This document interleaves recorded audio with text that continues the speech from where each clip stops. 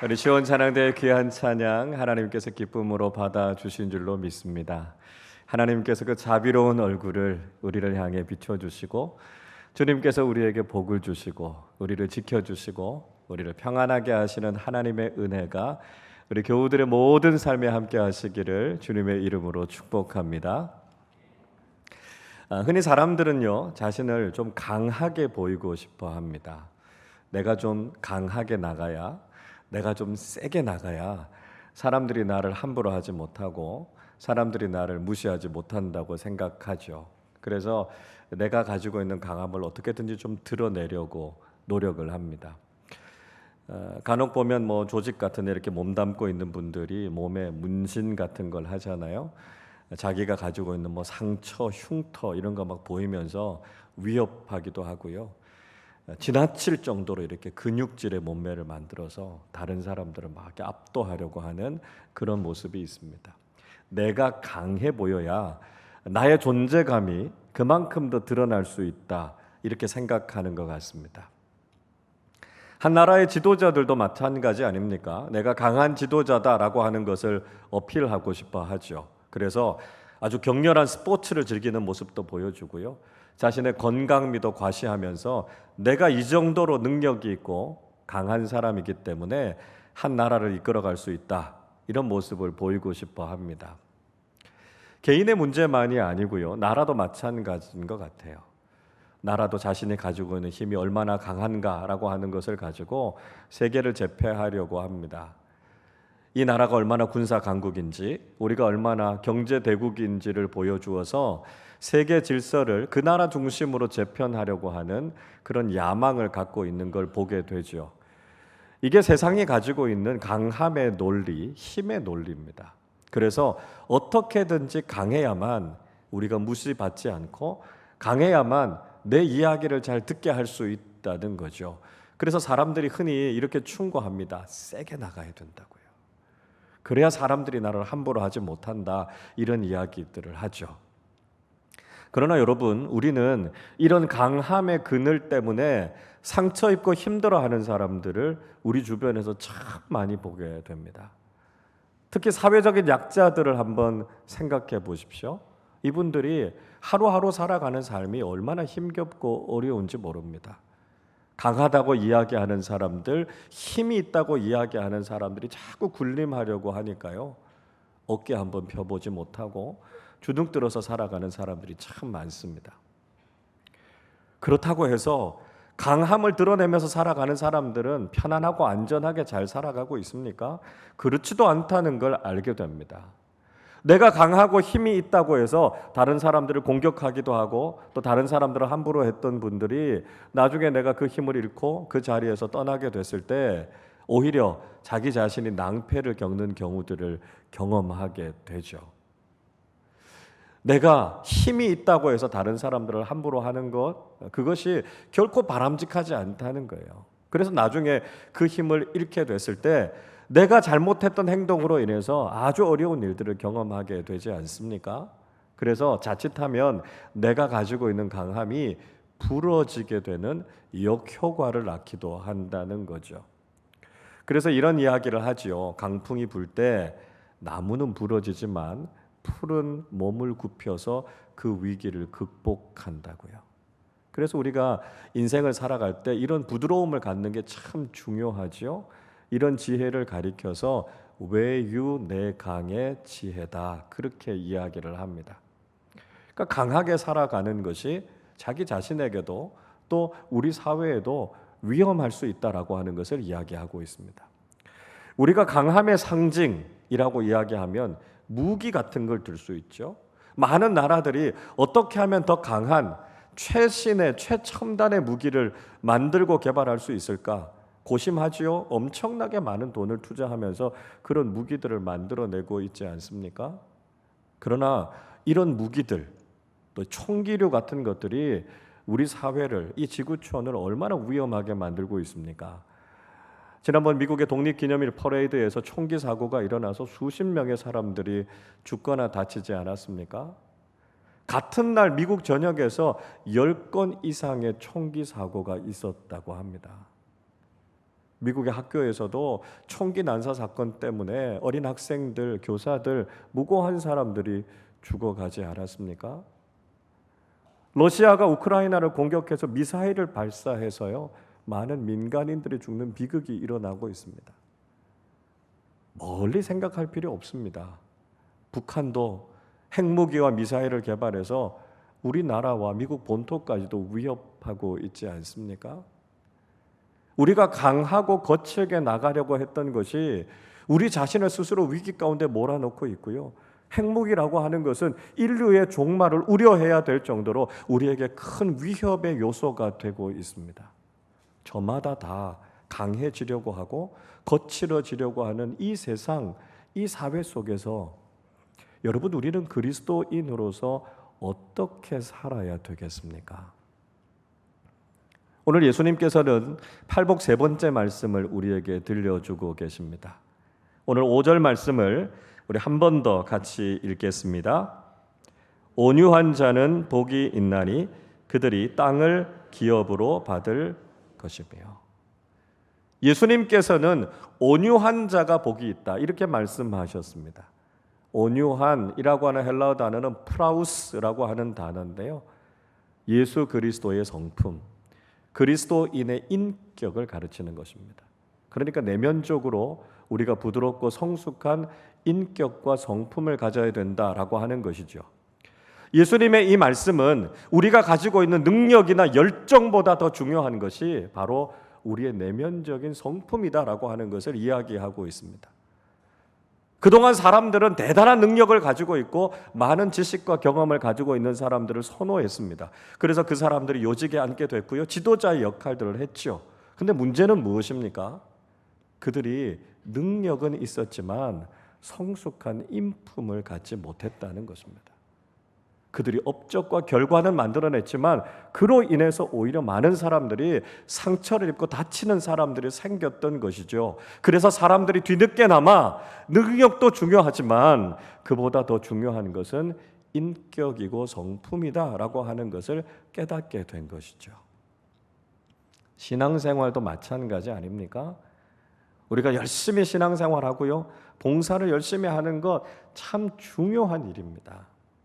그런데 때로는 열정적으로 신앙생활을 한다라고 하는 분들이 그리스도인답지 못한 말과 행동으로 인해서 공동체와 다른 사람들에게 상처를 주거나 시험에 들게 하는 일들이 간혹 있습니다. 그래서 우리가 열심히 하는 것보다도 중요한 것은 그리스도인다운 성숙함을 가지고 다른 사람들을 배려하는 것이죠. 그래서 공동체의 덕을 세우는 것이 참 중요하다 하는 것을 깨닫게 됩니다. 이 온유함이라고 하는 것은 예수님의 성품 그 자체를 이야기하죠. 마태복음 11장 29절에서 예수님께서 이렇게 말씀하십니다. 나는 마음이 온유하고 겸손하니 나의 멍에를 메고 내게 배우라. 그리하면 너희 마음이 쉼을 얻으리니 말씀하고 있습니다. 예수님 어떤 분이십니까? 온유하신 분이시고요, 겸손하신 분이시라고요. 그래서 예수님과 함께 있으면서 주님의 마음을 배우면 우리에게 쉼이 있을 것이다, 평안이 있을 것이다 말씀하고 있습니다. 예수님의 이런 성품은 이미 구약의 이사야 선지자가 예언한 것과 일치하지 않습니까? 이사야서 53장에서 이사야 선지자는 메시아로 오실 고난받는 종의 비유에 대해서 말씀해주고 있죠. 이사야서 53장 7절에서 이렇게 말씀합니다. 그가 곤욕을 당하여 괴로울 때에도 그의 입을 열지 아니하였으며 마치 도수장으로 끌려가는 어린 양과 털 깎는 자 앞에서 잠잠한 양같이 그의 입을 열지 아니하였도다. 우리가 기다리는 메시아는 어떤 성품을 가지고 있다고 말씀하고 있습니까? 도살장으로 끌려가는 양이 저항하지 않고 그렇게 온유하게 순종해서 끌려가는 모습과 같은 분이 우리의 메시아가 되실 것이다, 이렇게 말씀하고 있습니다.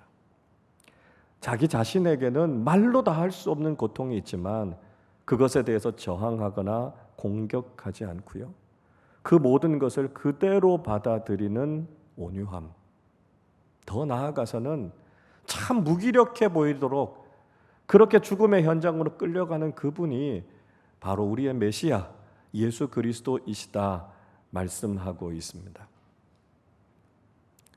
또 성경은 우리가 주님의 종으로 살아가기 원할 때 우리에게 반드시 있어야 하는 것이 온유함이라고 하는 것을 이야기하죠. 사도 바울은 디모데후서 2장 24절 25절에서 이렇게 말씀합니다. 주의 종은 마땅히 다투지 아니하고 모든 사람에 대하여 온유하며 가르치기를 잘하며 참으며 거역하는 자를 온유함으로 훈계할지니 혹 하나님이 그들에게 회개함을 주사 진리를 알게 하실까 하며 말씀합니다. 주의 종은 당연히 다투지 않아야 된다 말씀하고 있습니다. 주님의 일을 하기 원하는 사람들, 주님의 사역자로 쓰임받기 원하는 사람들은 온유해야 된다는 것입니다.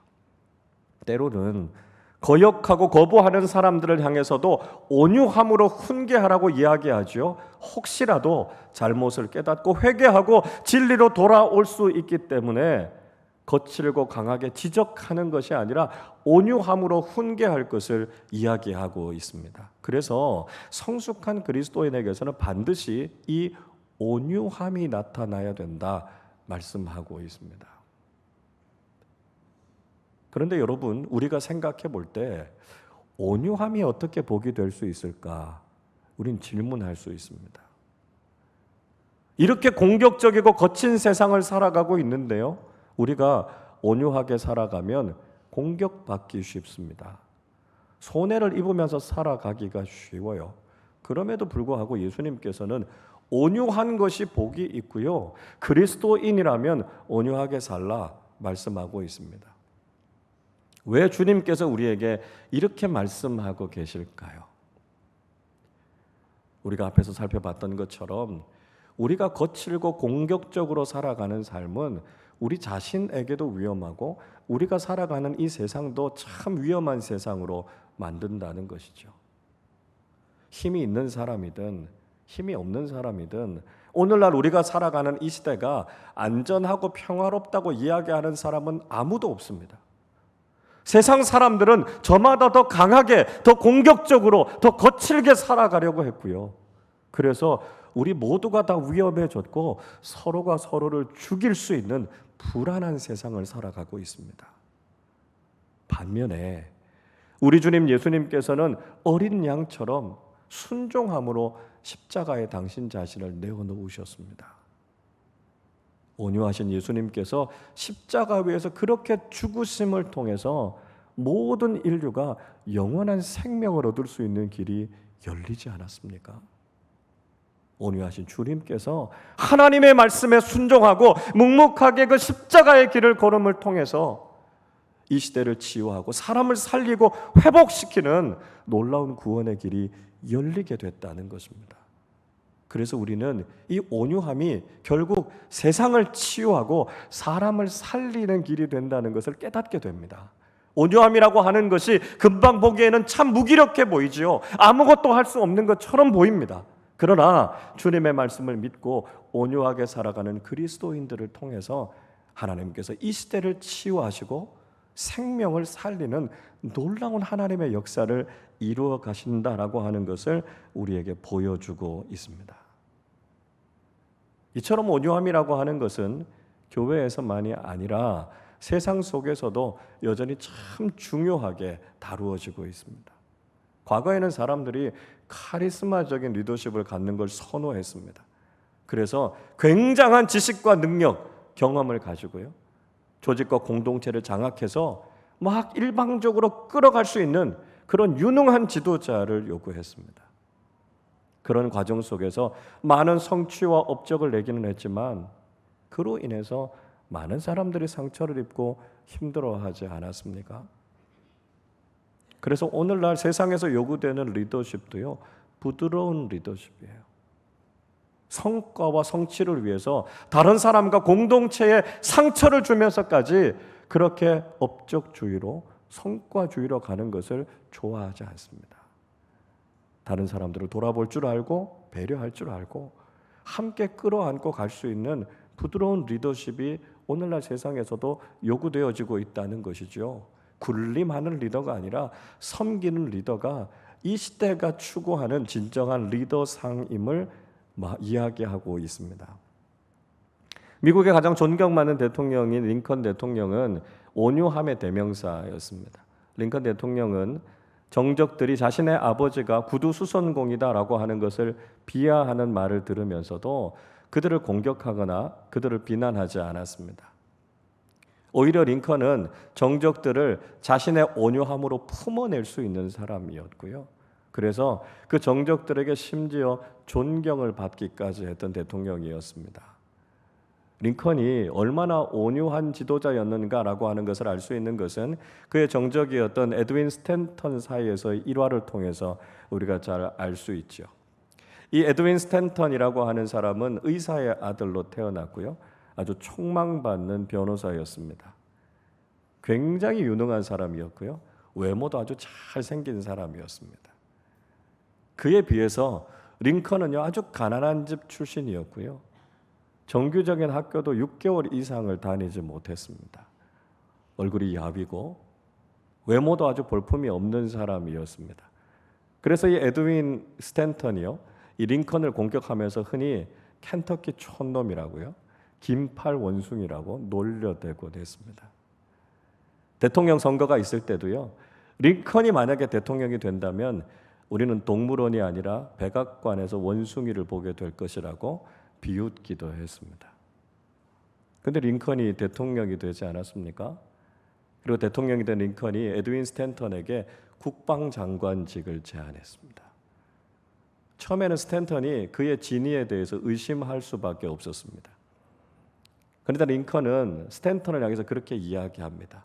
법정에서 당신만큼 열정적으로 변호하는 사람을 본 적이 없고 그 정도의 공적인 책임감을 가지고 있는 사람을 자기는 본 적이 없다는 것입니다. 그런 뚝심과 그 정도의 충성심을 가지고 있는 사람이라면 국방장관으로서는 적임자라고 확신한다는 이야기를 하게 되죠. 그래서 링컨의 진심을 알게 된 스탠턴은 국방장관직을 받아들이게 됩니다. 그리고 굉장히 충성되게, 그리고 링컨이 가장 신뢰할 만한 참모로 링컨을 도왔던 것을 우리는 볼 수 있죠. 링컨이 저격당해서 쓰러졌을 때 끝까지 그 자리를 떠나지 않고 함께 슬퍼했던 사람이 바로 이 스탠턴이었습니다. 결국 링컨이 저격의 충격으로 쓰러지고 그리고 결국 죽게 됐을 때 스탠턴이 링컨을 향해서 이런 이야기를 했다고 합니다. 가장 완벽한 지도자가 쓰러졌다. 이제 그는 역사가 되었다. 그렇게 그의 죽음을 안타까워했다고 합니다. 자신을 반대하고 공격하는 사람들까지 품을 수 있는 너그러움과 온유함을 가졌던 지도자, 자신을 반대하는 사람까지 품고 그를 변화시켜낼 수 있었던 그의 온유함이 결국은 참 탁월한 지도자의 면모를 그대로 보여주고 있다는 것을 알게 되죠. 여러분, 세상에서도 이런 리더십이 각광을 받는다면 교회에서는 당연히 이런 온유한 지도자들이 많아져야 되는 것 아니겠습니까? 왜냐하면 교회는 자원에서 섬기는 공동체이기 때문에 강제적으로 강압적으로 이끌어가는 리더십으로는 교회 공동체를 이끌어갈 수가 없습니다. 소위 말하면 교회에서 섬기시는 분들은 열심히 섬긴다고 해서 무슨 보수나 대가를 받지 않지 않습니까? 오히려 자신이 가지고 있는 시간, 노력, 물질을 들여서 기쁨으로 자원해서 헌신하고 봉사하고 있습니다. 그렇기 때문에 억지로 이끌어 간다고 해서 되는 것이 아니고요. 자원해서 섬기시는 분들에게 그렇게 할 수 있는 동기를 부여해주고 기쁨으로 섬길 수 있는 환경과 상황을 만들어주는 것이 참 중요하다는 것이죠. 그래서 부드럽고 온유한 리더십으로 많은 사람들에게 감동을 줄 수 있고요. 많은 사람들이 존경하고 본받을 수 있는 성숙한 리더들이 많아질 때 교회는 하나님께서 맡겨주신 사명을 감당하게 된다는 것입니다. 그리고 모든 공동체의 사람들은 구원의 기쁨과 감격을 가지고 하나님을 사랑하는 마음으로 자원해서 섬기게 되고요. 우리가 하는 모든 일들은 하나님의 영광을 위해서 드려지는 귀한 사역이 될 수 있다는 것입니다. 여러분, 온유함이란 날이 갈수록 거칠어지는 이 세상과 시대를 치유할 수 있는 하나님의 중요한 도구라는 것을 잊지 마시기를 바랍니다. 우리가 서로를 향해서 점점 더 거칠어지고 서로를 향해서 공격하는 이 세상, 이 시대는 상처와 아픔으로 얼룩지고 있습니다. 누구 하나 평안할 수 없고 안전할 수 없는 시대를 살아가고 있습니다. 그때 우리가 그리스도인으로서 온유함을 실천하면서 살아갈 때 그리스도인의 향기, 그 성품을 통해서 이 세상과 사람들을 치유하는 놀라운 하나님의 역사가 나타나게 된다는 것이죠. 온유함은 공격당할 수 있지만 공격하지 않는 것을 의미합니다. 세상의 방식으로는 받아들이거나 이해하기가 참 어렵죠. 그러나 오늘 우리 주님께서 말씀하고 계신 것처럼 우리가 온유한 그리스도인으로 살아가는 것이 이 시대를 거슬러 올라가면서 이 시대의 아픔과 상처를 치유해낼 수 있는 참 중요한 길이라는 것을 우리는 잊지 말아야 할 것입니다. 예수님을 닮은 온유하고 겸손한 그리스도인들이 되셔서 갈등과 상처로 얼룩진 이 시대를 치유하고 사람을 살리는 귀한 믿음의 일꾼들로 사시기를 주님의 이름으로 축원합니다. 예수님께서 온유한 자가 복이 있다 말씀하셨는데요. 온유한 자가 어떤 복을 누리게 된다고 말씀하고 있습니까? 온유한 자는 땅을 기업으로 받게 될 것이다 말씀하고 있습니다. 다윗도요, 시편 37편 11절에서 이렇게 말씀합니다. 그러나 온유한 자들은 땅을 차지하며 풍성한 화평으로 즐거워하리로다 말씀하고 있습니다. 온유한 자들에게 주어주시는 복은 땅을 기업으로 받게 된다는 것이죠. 근데 이게 논리적으로 잘 이해가 되지 않습니다. 가난한 사람들이 하나님 나라를 소유한다라고 하는 말씀, 애통하는 사람들이 하나님의 위로를 받는다라고 하는 말씀은 충분히 이해가 되죠. 근데 왜 온유한 사람은 땅을 기업으로 받게 된다고 말씀하셨을까요? 기업으로 받다라고 하는 클레로 모레수신이라고 하는 말은 제비를 뽑다는 이야기입니다. 그 몫을 배분받다, 그런 뜻을 가지고 있습니다. 자, 이 단어를 깊이 한번 생각해 보시면 우리는 이스라엘 백성들이 가나안 땅에 가서 그 땅을 기업으로 분배받는 장면을 생각하게 되죠. 그리고 그 말씀, 그 사건을 통해서 우리는 예수님께서 하신 이 말씀이 어떤 의미인지를 깨닫게 됩니다. 출애굽한 이스라엘 백성들을 이끌어갔던 지도자는 우리가 잘 아는 모세입니다. 모세는 굉장히 훌륭하고 위대한 지도자였습니다. 무엇보다도 모세는 온유한 지도자였다고 하나님께 인정을 받았습니다. 민수기 12장 3절이 이렇게 말씀하죠. 이 사람 모세는 온유함이 지면의 모든 사람보다 더하더라 말씀합니다. 모세는 온유한 지도자였고요. 그래서 자신의 리더십에 대해서 저항하는 사람들까지도 품어낼 수 있는 사람이었습니다. 심지어는 이방 여인과 결혼했다고 해서 자신을 비난하고 공격하는 자신의 친형과 누이까지도 용서하고 용납하지 않았습니까? 자신의 누이인 미리암이 나병에 걸리게 됐을 때 그럴 줄 알았다고 통쾌했던 것이 아니라 정말 가슴 아파하면서 하나님께 자신의 누이를 치유해 달라고 기도했습니다. 모세는요, 정말 온유하고 너그러운 리더였습니다. 그런데 모세의 이런 온유함을 깨뜨린 결정적인 사건이 있었습니다. 민수기 20장의 말씀을 읽어보면 이스라엘 백성들이 무리바라고 하는 곳에 도착했는데 물이 없었습니다. 뜨거운 날씨에 마실 물이 없으니까요, 이스라엘 백성들이 모세를 향해서 원망하기 시작했습니다. 그때 하나님께서 모세에게 말씀하시지요. 반석을 향해서 명령하라고요. 그러면 그 반석이 물을 낼 것이다 가르쳐 주셨습니다. 모세가 하나님의 말씀에 순종해서 반석을 향해서 명령하면 물이 나올 것이고요. 사람과 짐승들이 그 물을 먹었다면 그 일은 아주 간단하게 해결될 수 있는 일이었습니다. 그런데 문제는 모세가 이성을 잃고 분노했다는 것입니다. 민수기 20장 10절 11절은 이렇게 말씀합니다. 모세와 아론이 회중을 그 반석 앞에 모으고 모세가 그들에게 이르되 반역한 너희여 들으라. 우리가 너희를 위하여 이 반석에서 물을 내려 하고 모세가 그의 손을 들어 그의 지팡이로 반석을 2번 치니 물이 많이 솟아나오므로 회중과 그들의 짐승이 마시니라. 모세가요 이스라엘 백성들을 향해서 화를 냈습니다. 그리고 자신이 이 반석에서부터 물을 내랴 이렇게 이야기하면서 반석을 내리쳤습니다. 여러분, 모세의 마음이 어떤 마음이었을까요? 차마 이 지팡이로 이스라엘 백성들은 때리지를 못하겠고요, 반석에다 대고 화풀이를 한 것 아니었겠습니까? 그래서 그렇게 힘껏 반석을 내리쳤더니 물이 나왔습니다. 사람들과 짐승들은 그 물을 마셨지만 문제는 이번에는 하나님께서 모세를 향해서 진노하셨던 것이죠. 12절은 이렇게 말씀합니다. 여호와께서 모세와 아론에게 이르시되 너희가 나를 믿지 아니하고 이스라엘 자손의 목전에서 내 거룩함을 나타내지 아니한 고로 너희는 이 회중을 내가 그들에게 준 땅으로 인도하여 드리지 못하리라 하시니라. 하나님의 말씀에 순종하지 않고 온유함을 깨뜨리고 분노했던 모세를 향해서 그는 가나안 땅에 들어가지 못할 것이라고 말씀하셨습니다.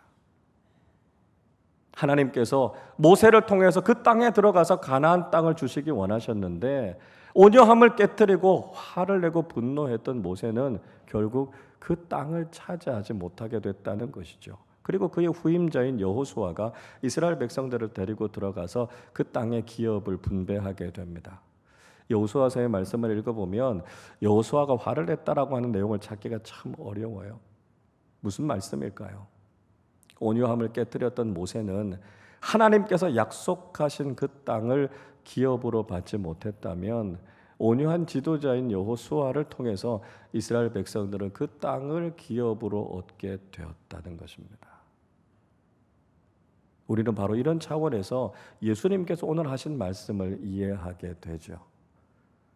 세상의 많은 사람들은 자신의 힘을 가지고 더 많은 땅을 정복해서 그것을 가지려고 합니다. 그래서 세상의 많은 통치자들이 정복력과 야욕을 가지고 수많은 정복 전쟁을 일으키지 않았습니까? 그들에게는 온유함이란 없었습니다. 그들은 거칠었고요, 공격적이었고 아주 잔인했습니다. 그래서 한때는 그들이 대단한 영토를 가진 것처럼 보였습니다. 그러나 결국 그 제국들은 역사의 뒤안길로 다 사라져버리고 말았고요, 그들의 야욕과 정복력도 한여름밤의 꿈이 되고 말았습니다. 그러나 예수님께서는 온유한 사람들은 땅을 기업으로 차지하게 될 것이라고 말씀하셨습니다. 온유한 사람들이 땅을 어떻게 얻게 됩니까? 다른 사람들과 싸워서요? 그 땅을 정복하고 빼앗아서요? 아니요. 하나님께서 그들에게 기업으로 주실 것이라고 말씀하셨습니다.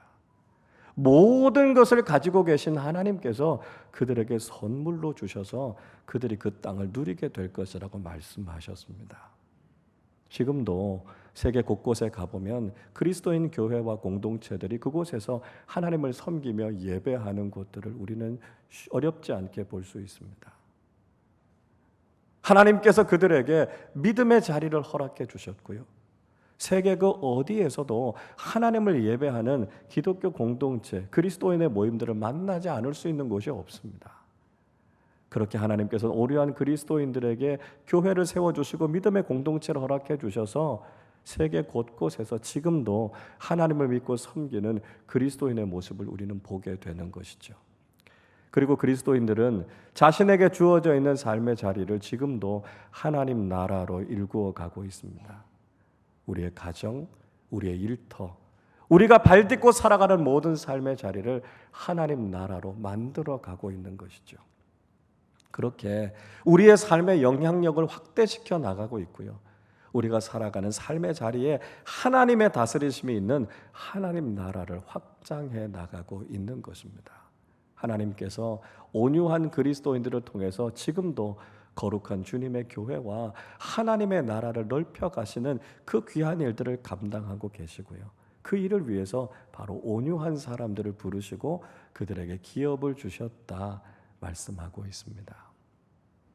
우리 주님 예수님께서는 오늘 우리를 향해서 온유한 그리스도인이 되라 말씀하고 있습니다. 서로를 향해서 적대적이고 공격했던 우리의 어리석은 모습이 우리의 세상을 너무나 거칠고 위험하게 만든 데 반해서 온유하게 자기 자신을 드린 많은 사람들을 통해서 세상 곳곳에서는 하나님께서 허락해 주신 구원과 새로운 소망이 넘쳐나고 있습니다. 여러분, 세상을 살리고 역사를 바꾼 사람들은 강하고 거친 사람들이 아니었습니다. 삶의 자리에서 주님의 말씀에 순종하고 온유함과 겸손함으로 주님의 복음을 증거하고 그 말씀대로 살았던 사람들이 세상을 변화시켰고 사람들을 살렸고요, 그 시대를 치유해 왔던 것을 보게 됩니다. 우리는 절대적으로 하나님의 말씀에 순종하고 예수 그리스도의 성품을 닮아서 오늘도 우리의 삶의 자리에서 온유한 그리스도인으로 살아갈 때 이 세상을 치유하고 많은 사람들을 위로하고 우리의 삶의 자리를 새롭게 하는 하나님 나라의 일꾼들이 될 수 있다는 것이죠. 상처와 아픔으로 얼룩져 있는 이 시대, 이 세상을 살아가면서 주님의 말씀처럼 온유한 자로, 너그럽고 용납하는 사람으로 이 세상을 품는 그리스도인들이 되어서 우리가 살아가는 모든 삶의 자리를 하나님 나라로 바꾸어가는 온유한 그리스도인들이 되시기를 주님의 이름으로 축원합니다.